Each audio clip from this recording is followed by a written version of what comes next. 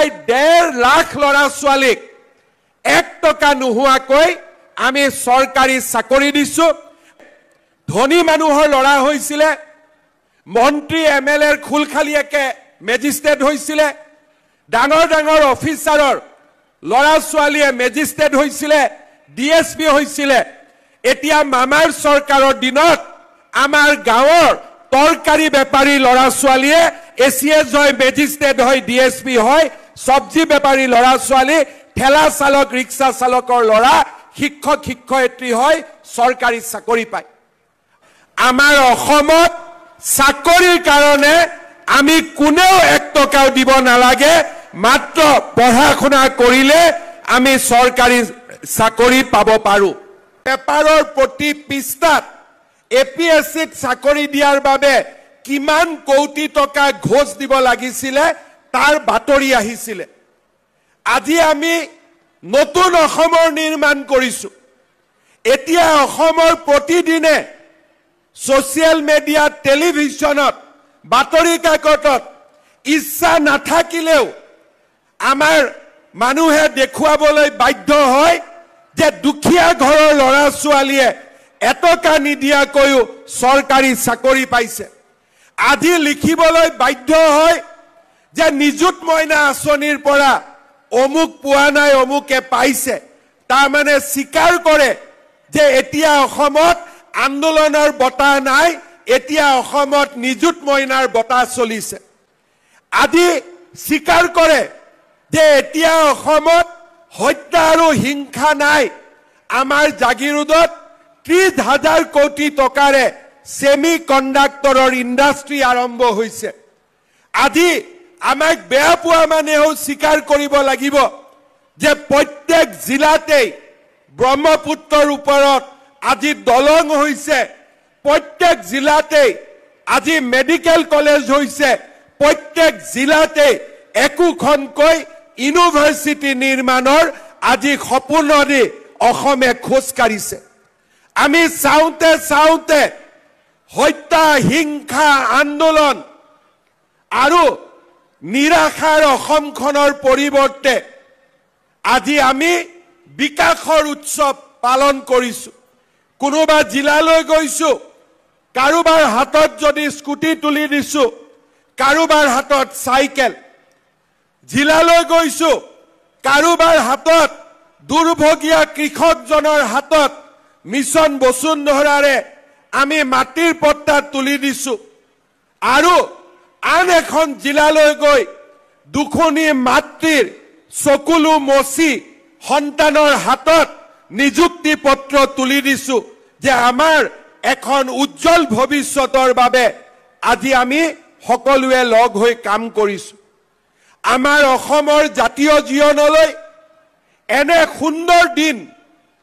বিগত সময়ছোৱাত আমাৰ জীৱন আৰু যৌৱন কালত অহা নাছিল আমাৰ জীৱন আৰু আমাৰ যৌৱন গঢ় লৈছিল বোমা বিস্ফোৰণৰ মাজত হত্যা হিংসাৰ মাজত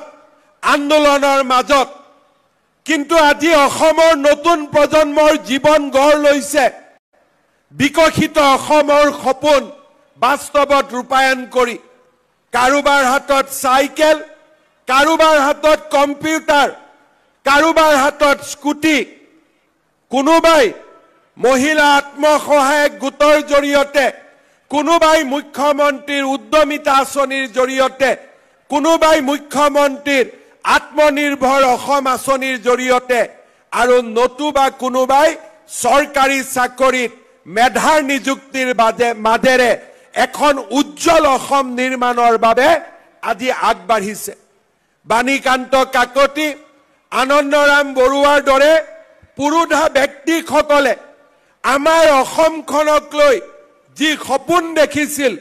লোকপ্ৰিয় গোপীনাথ বৰদলৈৰ দৰে নেতাসকলে যি নতুন অসমৰ বুনিয়াদ ৰচনা কৰিব বিচাৰিছিল আজি আমি তাক বাস্তৱৰ ফালে আজি আমি লৈ গৈ আছো যেতিয়া আমি একোখন জিলাৰ সদৰলৈ আহো সেই জিলাত নতুনকৈ নিৰ্মাণ হোৱা stadium swimming pool auditorium district library নতুন নতুন দলং আমাক এখন প্ৰগতিশীল আধুনিক অসমৰ স্বপ্ন বাস্তৱত ৰূপায়িত হোৱাৰ প্ৰতিশ্ৰুতি আমাৰ সন্মুখলৈ লৈ আহে। যেতিয়া অসমৰ দৰে ৰাজ্য চৰকাৰে আমাৰ NRLৰ দৰে, নুমলীগড় শোধানাগাৰৰ দৰে, গেছ কেকাৰৰ দৰে, ছেমি কণ্ডাক্টৰৰ দৰে বৃহৎ বৃহৎ উদ্যোগত অংশীদাৰিত্ব বিনিয়োগৰ কথা চিন্তা কৰে, আমি আমাৰ অসমখনক এখন আত্মনিৰ্ভৰ অসম হোৱাৰ সপোন বাস্তৱত ৰূপায়িত হোৱাও আমি নিজ চকুৰে প্ৰত্যক্ষ কৰোঁ। মই বিশ্বাস কৰোঁ আমাৰ সমাজখনত,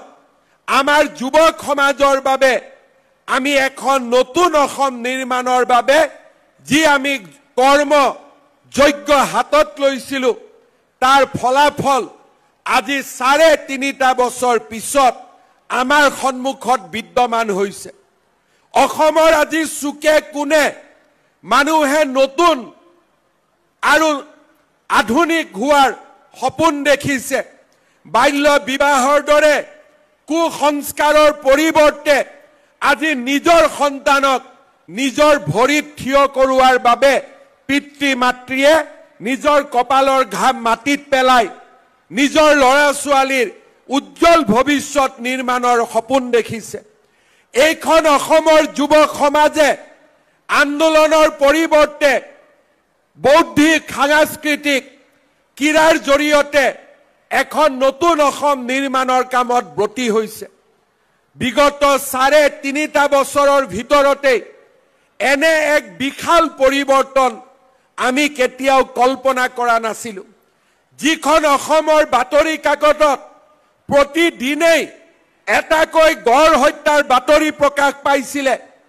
আজি সেইখন অসমৰ বাতৰি কাকতত নিৰাশাৰ পৰিৱৰ্তে ভৱিষ্যতৰ নতুন অসমৰ বাতৰি প্ৰকাশ কৰিবলৈ সকলোৱে বাধ্য হৈছে। মই বিশ্বাস কৰোঁ এনেধৰণে আমি অনুষ্ঠিত কৰা অনুষ্ঠানসমূহে আমাৰ নতুন প্ৰজন্মৰ বাবে প্ৰেৰণাৰ যোগান ধৰে। আজি যেতিয়া ইয়াত সমবেত হোৱা 10,000 ছাত্ৰ ছাত্ৰী ঘৰলৈ উভতি যাব, মানুহে বুজি পাব যে এই ছাত্ৰ ছাত্ৰীসকল আন্দোলন কৰিবৰ বাবে নগাঁৱত অহা নাছিল। এই ছাত্ৰ ছাত্ৰীসকলক কোনোবাই ধৰ্ণা দিবলৈ নগাঁৱলৈ লৈ অহা নাছিল। এই ছাত্ৰ ছাত্ৰীসকলক চৰকাৰে, ৰাইজে নগাঁৱলৈ লৈ আহিছিল বিকশিত অসমৰ সেনানী হিচাপে নিৰ্মাণ কৰিবলৈ তেওঁলোকক আজি নগাঁৱলৈ লৈ আহিছিলে।